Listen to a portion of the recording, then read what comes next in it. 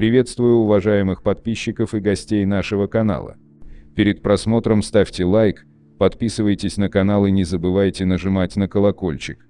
Минувшее лунное затмение стало судьбоносным для двух воров в законе, давно и крепко повязанных узами дружбы.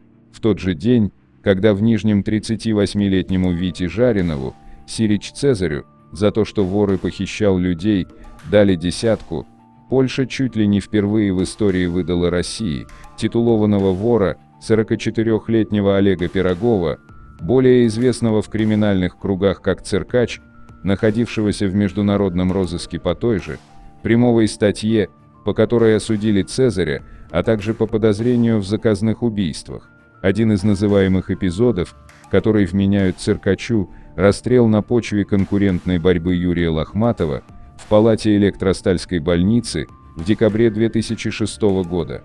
Забава и Жора, подмосковные законники Горьковского направления, знали о роли циркача и до последнего были против его коронации, согласные на кого угодно, кроме него. Говорят, если б не закон, циркач и Забаву бы устранил как преграду.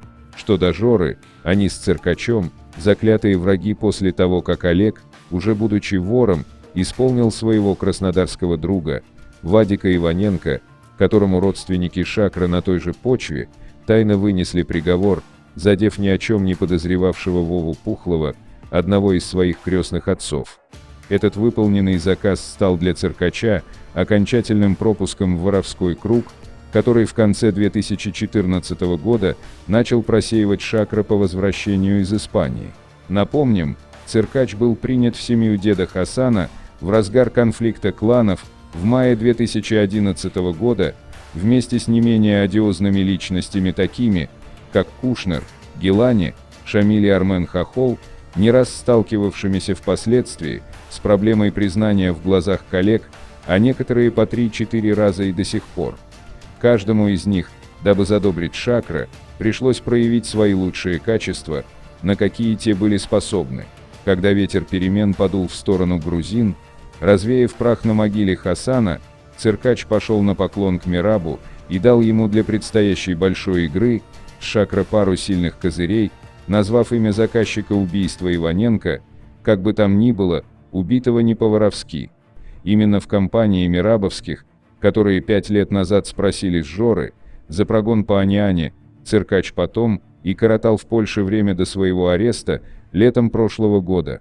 Незадолго до этого у циркача на поминках Сачина в Варшаве случился конфликт с вором Тимуром Самтрецким, для которого это было чуть ли не первым случаем, когда он вышел из тени на свет. Распря произошла на глазах братвы, которую Тимур распекал, а циркач наоборот хотел отпустить и не наказывать. Несмотря на мнение циркача, Тимур ударил одного из ребят, во что циркач тут же вмешался, заслонив атакованного собой. Под предлогом того, что Тимур проигнорировал его, вора, просьбу, циркач ударил Тимура, и завязалась драка. Когда дерущихся разняли, Тимур спросил циркача, за что он ударил вора при фраерах. Циркач ответил, что первым ударил Тимур. Тогда Тимур обратился к присутствовавшим ворам и спросил у них. Грузины Пирадзе и Корсагия сказали, что не видели, а Айко Астраханский подтвердил, что первым ударил циркач, которому затем Тимур заявил, что он не вор. То, что не скоро, если бы сошло с рук другому вору, циркача почти не коснулось. За него сразу же попросили старшие грузины и Тимуру, скрипя сердце, пришлось примирительно пожать с циркачом руки. И в глазах коллег, и тем более, братвы, от этого конфликта Олег в авторитете только выиграл. Чего-чего, а популярности циркачу не занимать. Еще до того, как стать вором, его имя было на слуху у каждого уважающего себя преступника. Влившись в элиту, циркач очень быстро вышел на международный уровень. Немногим из действующих воров доводилось сидеть в тюрьмах 3 разных стран, включая Ирак и Турцию. Неудивительно, что на недавний вопрос оперативника о принадлежности к ворам циркач, без всяких экивоков, нынче свойственных некоторым представителям воровской братьи, ответил убедительное «да». За этим ответом скрывается никто иной, как новый лидер российских воров в законе, которому на ближайшие годы суждено влиять на ситуацию, по крайней мере, в местах лишения свободы.